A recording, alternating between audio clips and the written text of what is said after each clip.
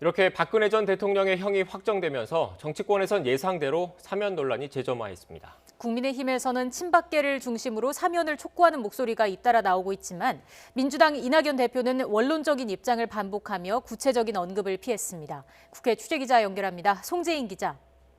네, 국회입니다. 네, 박근혜 전 대통령이 특별 사면 요건을 갖추게 된 만큼 야당에서는 사면을 압박하는 목소리가 거세다고요.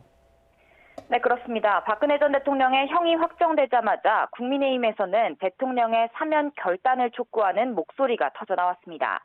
먼저 김기현 의원은 대법원 판단이 나오자마자 SNS에 글을 올려 이명박, 박근혜 두 전 대통령의 조건 없는 사면이 필요하다고 강조했습니다. 국가의 품격과 국민 통합을 이유로 들었는데요. 특히 국민 통합의 근거로 미국의 트럼프 전 대통령과 같은 혹독한 퇴임이 우리나라에서는 대연되지 않아야 한다고 말했습니다.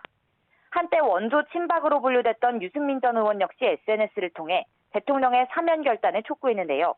대통령이 당사자의 반성이 먼저라는 식의 여권 내 조건부 사면론에 휘둘리지 말고 오로지 국민 통합만 고려해야 한다고 강조했습니다.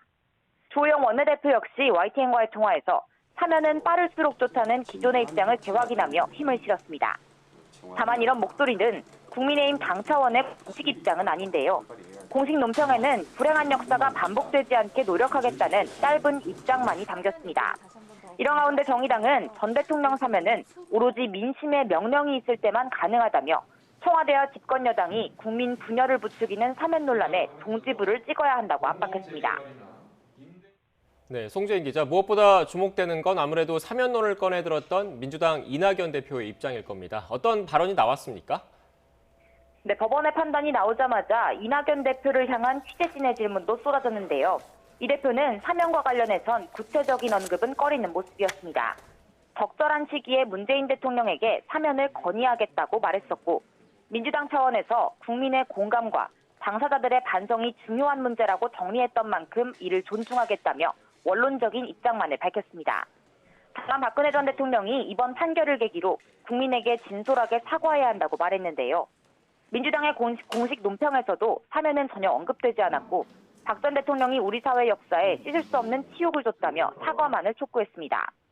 이렇게 정치권에서 사면 논란이 재점화하면서 결국 공은 사면권을 가진 문재인 대통령에게 돌아갈 수밖에 없는데요. 이제까지 청와대는 사면 가능성에 대해 공식 입장이 없다는 답을 고수했습니다. 최종 판결도 나오지 않은 사건을 두고 사면을 왈가왈부할 수 없다는 거였는데요. 오늘 박 전 대통령에 대한 최종 판결이 나온 만큼 이제 사면 찬성이나 반대까지는 아니어도 조금 더 직접적인 입장 표명이 불가피해졌습니다. 당장 신년 기자회견을 앞두고 있는 만큼 전 대통령 사면에 대한 문 대통령의 생각도 머지않은 때에 들을 수 있을 것으로 보입니다. 지금까지 국회에서 YTN 송재인입니다.